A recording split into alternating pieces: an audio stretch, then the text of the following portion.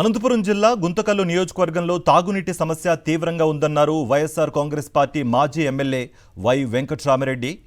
కూటమి ప్రభుత్వం అధికారంలోకి వచ్చిన తర్వాత గుంతకల్లులో ఎలాంటి అభివృద్ధి జరగలేదన్నారు. వైఎస్ఆర్సీపీ ప్రభుత్వ హయాంలో ప్రజలకు ఇబ్బంది లేకుండా త్రాగునీరు అందించామని గుర్తు చేశారు ఆయన. ఇదే గుంతకల్ మున్సిపాలిటీలో 2 సంవత్సరాలుగా ఏం అభివృద్ధి జరిగిందో చెప్పాల్సిందిగా మేము తెలుగుదేశం పార్టీ ప్రజాప్రతినిధిని ప్రశ్నిస్తా ఉన్నాం. కనీసం గుంటకల్లో 2-3 రోజులకు ఒకసారి నీళ్లు ఇచ్చే కార్యక్రమాన్ని కూడా చేయలేకపోతా ఉన్నారు.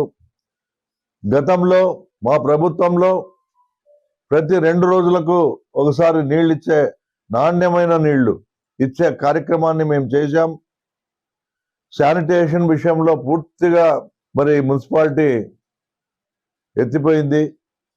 ఎక్కడ కూడా శానిటేషన్ గురించి కానీ, డ్రైనేజ్ క్లీనింగ్ గురించి కానీ, ఎక్కడ కూడా వీధి లైట్ల విషయంలో కానీ, వీటన్నిటిలోనూ ఎక్కడా కూడా ఒక్క చోట ఆ కార్యక్రమాలను చేపట్టిన పాపాన పోలేదు.